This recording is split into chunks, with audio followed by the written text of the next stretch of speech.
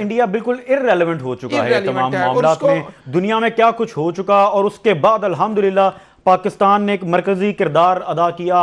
अल्हम्दुलिल्लाह इस्लामाबाद में ये बैठक हो रही है, इस्लामाबाद में फैसले हो रहे हैं अल्हम्दुलिल्लाह पाकिस्तान में, मगर इंडिया जो है वो बिल्कुल इररेलेवेंट हो चुका है, वो कहीं पर नहीं है। जी बिस्मिल्लाहिर्रहमानिर्रहीम। सबसे पहले मैं रिजवान साहब बहुत ज़्यादा शुक्रिया अदा करता हूँ आपका। देखें, पाकिस्तान को ये जितनी चीज़ें मिली हैं कोई प्लेट में रख के नहीं मिली। पाकिस्तान की अवाम ने, पाकिस्तान की आर्मी ने, पाकिस्तान की गवर्नमेंट ने बहुत ज़्यादा इसके लिए जदोजहद की है और बहुत ज़्यादा कुर्बानियाँ दी हैं। अगर दुनिया के अंदर अमन लाने के लिए कहीं कुर्बानियां मौजूद हैं तो वो पाकिस्तान की कुर्बानियां मौजूद हैं, जहां पे आप देखेंगे कि हमने बम धमाके जो हैं वो भी फेस किए, हमने बलूचिस्तान में जो इंडियन दहशतगर्दी है हमने वो भी जो है ना फेस की, और हमने इसके बाद जो मीडिया की जंग है जो कि इंडिया बैठकर अपने आप को दुनिया की सुपर पावर कहता रहा और हमें बिल्कुल जीरो कहता रहा, हमने वो भी जो है ना फेस की है। लेकिन अंडरस्टूड है, दुनिया में अपने आप को मनवाने के लिए, चीजें करने के लिए एक टाइम लगता है, और मैं ये चीज समझता हूं कि इस चीज पे सबसे बड़ा खराज तहसीन पेश करना चाहिए आर्मी चीफ हाफिज साहब को, खराज तहसीन पेश करना चाहिए। उसके बाद हमारी जो गवर्नमेंट है जनाब शहबाज शरीफ साहब, इसहाक डार साहब, हमें किसी भी पार्टी से बालातर होके, किसी भी नजरिए से बालातर होके पाकिस्तानी के होने के नाते इस चीज पे फख्र होना चाहिए कि अल्हम्दुलिल्लाह दुनिया की जो थर्ड वर्ल्ड वॉर है वो रुकवाने में आज जो है ना पाकिस्तान अपना करैक्टर अदा कर रहा है, और ये बहुत ही जबरदस्त पॉलिसी है। लेकिन हमें एक चीज मजीद इसमें देखनी चाहिए रिजवान साहब। देखें, सबसे मेन चीज ये है कि ये जितनी चीजें हैं इनसे हमें कुछ ना कुछ सबक सीखना चाहिए। जहां पे पाकिस्तान को एक दिवालिया रियासत, जहां पे पाकिस्तान को एक दहशतगर्द रियासत और पाकिस्तान को एक ऐसी रियासत जिसमें कारोबार नहीं किया जा सकता, ये शो की करने की कोशिश की जा रही थी, और हमारे जो बिजनेसमैन थे वो भी बहुत ज्यादा पैसा, और सियासतदान जो थे या ब्यूरोक्रेट्स जो थे वो भी बहुत ज्यादा पैसा बाहर लेके गए।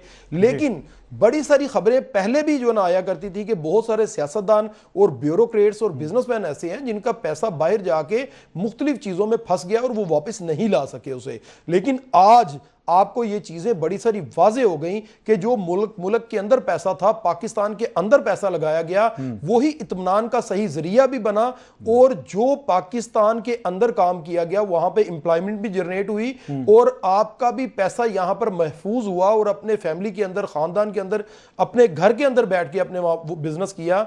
हमें यह चीज समझनी चाहिए सबसे पहले नंबर पर कि हमारा जो पैसा बाहर जा रहा था, हमें इस चीज से ये चीज कैश करनी चाहिए। आप एक बात को समझें कि पाकिस्तान का जितना ज्यादती और जितना झूठ पाकिस्तान पर बांधा गया था, पाकिस्तान की इकोनॉमी का सफर और पाकिस्तान का जो है वो मुआशी सफर, पाकिस्तान का जो है दिफाई सफर जो है वो इस टाइम जो है वो बुलंद तरीन सतह की तरफ जा रहा है और मजीद आगे जाएगा। तो हमें इस चीज को देखना चाहिए कि सबसे पहले हमें अपने इन्वेस्टर्स जो हैं, हमारे जो लोग हैं, हमारे जो कारोबारी लोग हैं, हमें उनका एतमाद बहाल करना चाहिए, वो पैसा सारा हमें वापस लेकर आना चाहिए।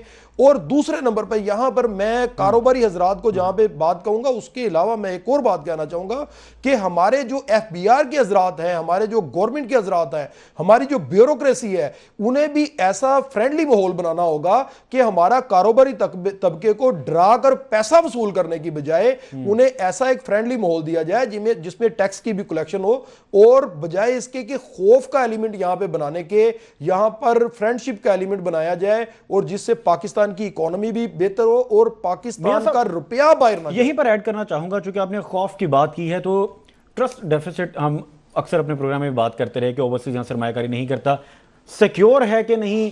अगर हम स्टेट की बात करें उसका तो अल्हम्दुलिल्लाह सारी दुनिया ही देख रही है कि पाकिस्तान कितना सिक्योर है, एक तो जवाब मिल गया। अब फ्रॉडलेंट एक्टिविटीज़ भी तो बहुत सारी होती हैं, बहुत सारे लोगों की सरमायाकारी पाकिस्तान में हुई, मगर वो जो प्रोजेक्ट्स हैं, वो प्रॉपर्टीज़ हैं, वो डिलीवर नहीं हो पाई। तो एक साइड ये भी है जिसके बायस इदारों को एक्शन लेना पड़ता है। आप क्या समझते हैं, क्या पॉलिसी इख्तियार करनी चाहिए कि वो बिल्डर्स, वो डेवलपर्स या वो बिजनेस टाइकॉन्स जो काम करना चाहते हैं, टैक्स पे करना चाहते हैं, कोई इस तरह की पॉलिसी बनाई जाए जिसमें यकजा होके साथ बैठकर ये पॉलिसी बनाई जाए जिसमें कोई प्रोग्रेस भी हो, ना कि ये खौफ का एक जो एलिमेंट जो आप जिक्र कर रहे हैं ये प्रिवेल करे।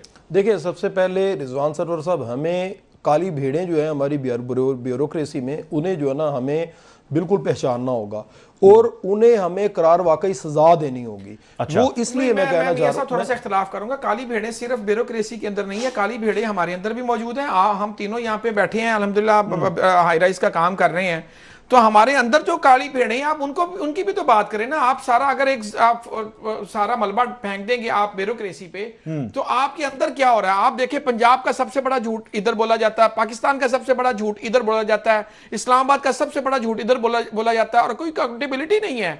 तो दोनों चीजों, दोनों तरफ गलती है। और इन चीजों मियां साहब क्या कहेंगे? हाफिज साहब, मैं ये चीज कहना चाहूंगा बहुत एहतराम के साथ। देखें, जहां पर इदारे जो हैं, इदारे एक बंदा सरबराह है एक जगह पे, वो इंक्रोचमेंट नहीं होने देनी, इस चीज की उसकी ड्यूटी है। वही अगर पैसे लेके इंक्रोचमेंट करवा रहा है, तो सबसे पहले अगर एक बंदे को आप पकड़ के अंदर कर देंगे, तो मैं ये चीज समझता हूं दोबारा किसी की जरूरत नहीं होगी। मैं ये चीज कहता हूं, एलडीए के अंदर अगर आप देखें, एलडीए के अंदर लोगों को प्लॉट ट्रांसफर किए गए, ट्रांसफर करने के बाद उन पे नक्शे पास किए गए, नक्शे पास करवाने के बाद उस के ऊपर घर बनाए गए, घर बनाने के बाद 20-20 साल बाद उन्हें नोटिस आ गए कि ये गलत था। उनके घर डिमोलिश करने के लिए उन्हें नोटिस चले गए। मुझे बताएं कि वो ब्यूरोक्रेसी जिसने ट्रांसफर किया था वो कहां पे आज मौजूद है? वो तो प्रमोट होके ऊपर चले गए। मैं कहना ये चाह रहा हूं, आपकी बात मियां साहब इस हद तक बिल्कुल ठीक है, लेकिन देखिए, आपने कहा एक प्लॉट एग्जिस्ट करता था, उस प्लॉट की ओनरशिप के अंदर गलती होगी, बहुत बड़ा जुर्म है, एलडीए वाले को पकड़ना चाहिए। लेकिन अगर एक बंदे के पास एक अपार्टमेंट है और वो 100 बंदों को बेच देता है, तो उस पर कोई अकाउंटेबिलिटी नहीं होनी चाहिए। उसको अगर कोई बात की जाए तो कहा जाता है जी आप मजहबी तनाजुर में। बिल्कुल ठीक है साहब।